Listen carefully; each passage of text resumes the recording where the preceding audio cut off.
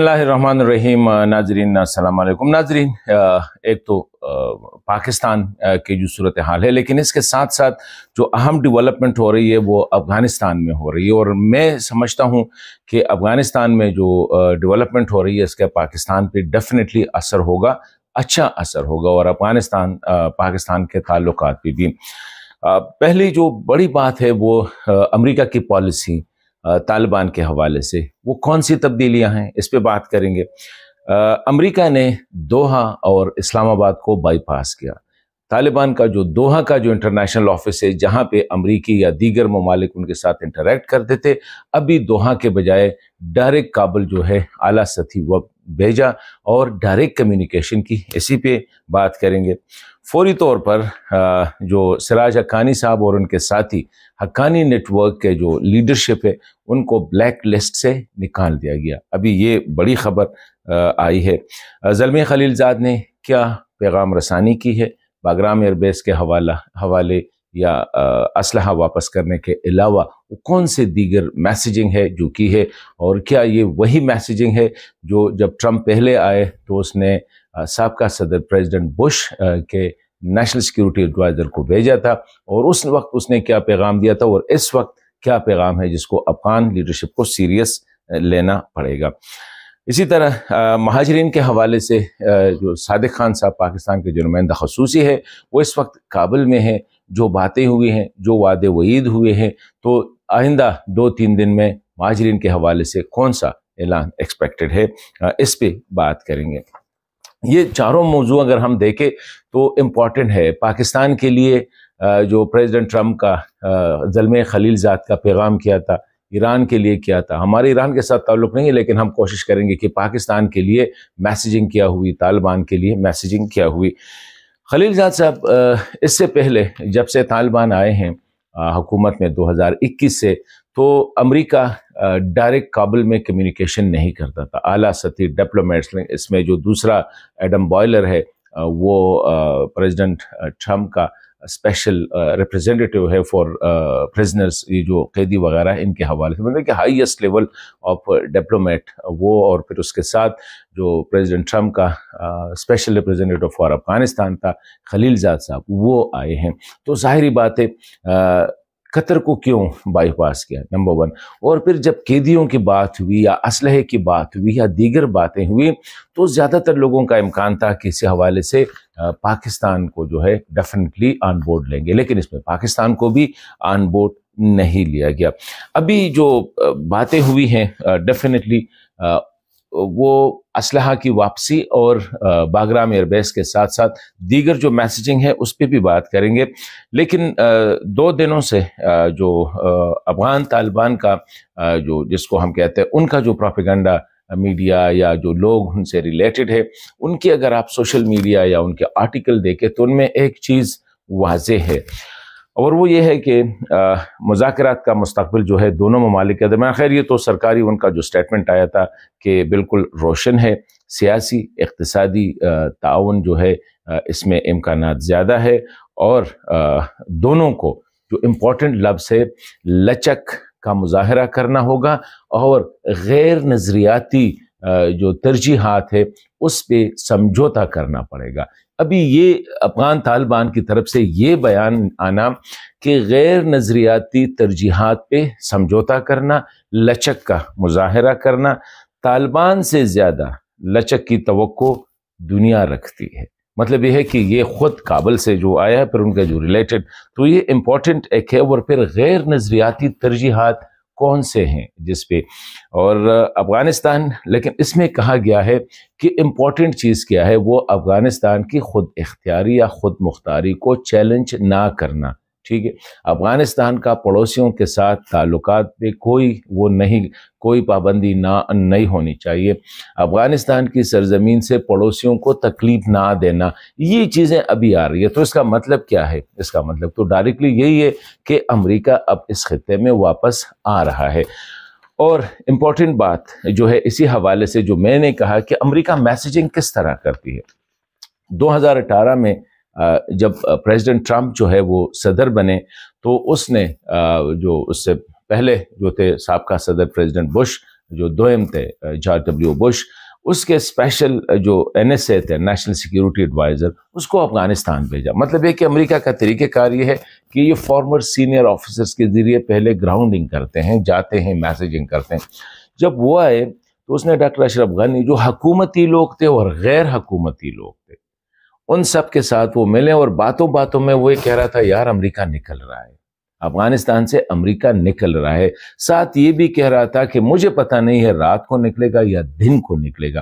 ابھی یہ میسیجنگ وہ جس سے بھی ملے، حکومتی اور غیر حکومتی، ان کے ساتھ اس نے یہ بات کمیونیکیٹ کی۔ لیکن اس وقت افغانوں کا خیال یہ تھا کہ یہ پاسبل نہیں ہے کہ امریکہ یہاں سے نکلے، کیونکہ امریکہ کے اتنے افواج ہے، امریکہ کی پاکستان کے ساتھ دشمنی، ایران کے ساتھ دشمنی، چین کے ساتھ، تو اس خطے سے وہ نکل ہی نہیں سکتا، افغانستان ان کی مجبوری ہے۔ یہ مس ریڈنگ کی ہے، یا یہ غلط ریڈنگ کی تھی اس وقت افغان اس نے جو لیڈرشپ ہے۔ ابھی جو پریزیڈنٹ ٹرمپ نے دوبارہ جو سینئر اپنا جو تھا اس وقت افغانستان کا، اور ایڈم بائلر کو جو بھیجا ہے، اس میں میسیجنگ کیا ہے؟ نمبر 1، امریکہ سیریس ہے طالبان کے ساتھ، یا افغان اس وقت جو افغان ہے اس کے ساتھ رابطے استوار کرنے میں سیریس ہے، سنجیدہ ہے، ڈائریکٹ میسیجنگ میں سنجیدہ ہے۔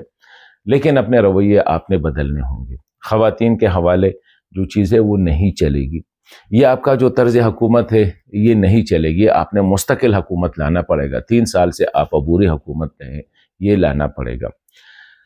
ایک میسیج تو ان کو یہ دیا گیا۔ دوسرا میسیج جو اب طالبان مخالف ہے ان کو یہ میسیج دیا گیا ہے کہ ہمیں پتہ ہے کہ جب ادھر تھے تو کیا صورتحال تھی، اب مزید جھگڑا جو ہے نا، وہ میرے خیال میں یہ امپورٹنٹ میسیج ہے کہ افغانستان میں امریکہ اب مزید جو جھگڑے ہیں ان کو سپورٹ نہیں کرے گی، آ کے اسی ہی نظام میں۔ ابھی یہ طالبان کو میسیج کہ ان کو آپ نے ایڈجسٹ کرنا ہے، ان کو برداشت کرنا ہے، ان کو یہ پیغام ہے کہ آ جاؤ جی، بیٹھ جاؤ۔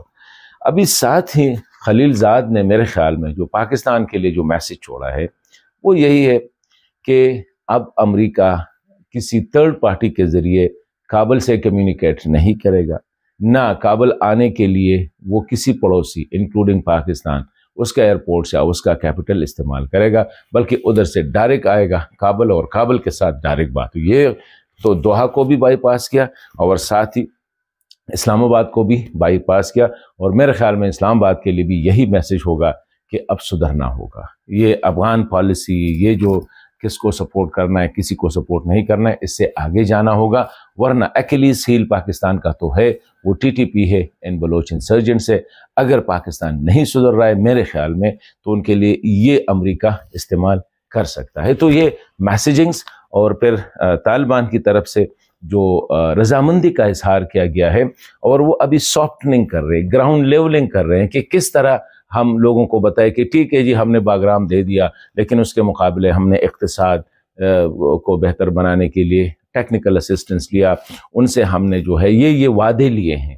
بعد میں کیا ہوگا وہ دیکھ دیں گے، لیکن اس وقت کاغذ پہ کچھ وعدے ہوں گے کہ امریکہ یہ ڈوز اینڈ ڈونٹس جو ہے ان کے ہوں گے۔ اسی لیے ان کی طرف سے جو ہے کہ لچک کا مظاہرہ کرنا ہوگا، اور غیر نظریاتی ترجیحات پہ سمجھوتا کرنا پڑے گا۔ یہ امپورٹنٹ میسیجنگ ہے طالبان کی طرف سے آئی ہے۔ ابھی ساتھ ہی امریکہ نے فوری طور پر جو سٹیپس لیے یہ بھی بڑے امپورٹنٹ ہے کہ فوری طور پر جو حقانی نیٹ ورک کے رہنما تھے اور ان کے ساتھی سراج الدین حقانی، جس کے سر پہ $10 ملین تھے، پہلے $5 ملین تھے 2014 میں، بعد میں اس کو بڑھا کر $100 کروڑ کر دیے، یا 1 کروڑ کر دیا، یعنی پہلے 50 لاکھ تھے، پھر جو ہے نا 1 کروڑ ہو گئے، یعنی $10 ملین کی جو باؤنڈری تھی کہ کوئی اگر اس کے اریسٹ میں مدد دے گا تو اس کو یہ $1 کروڑ دیں گے، وہ ہٹا دی گئی ہے۔ مطلب یہ ہے کہ سراج الدین حقانی اب جہاں بھی چاہے جیسے چاہے دورے کر۔ ابھی یہ سراج الدین حقانی کیوں، یہ بھی ایک امپورٹنٹ بات ہے، باقی دیگر کیوں نہیں۔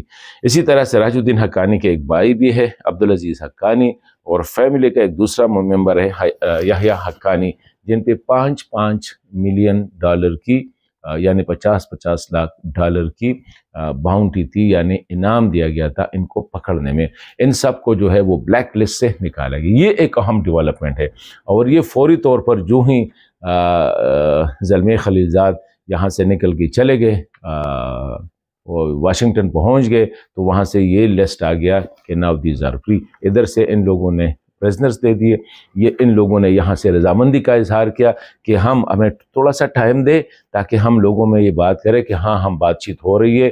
باگرام دیں گے تو کیا ہوگا, یہ تو ہماری نظریات کو کوئی چیلنج نہیں ہے, چار دیواری کے اندر ہوں گے, اسلحہ ہماری ضرورت ہی نہیں ہے, ہمیں تو امن چاہیے. نہ پاکستان جب نہ حملہ کرتے نہ ایران کرتے نہ تاجکستان کرتے تو ضرورت کیا ہے, ہم انٹرنل پولیسنگ کریں گے.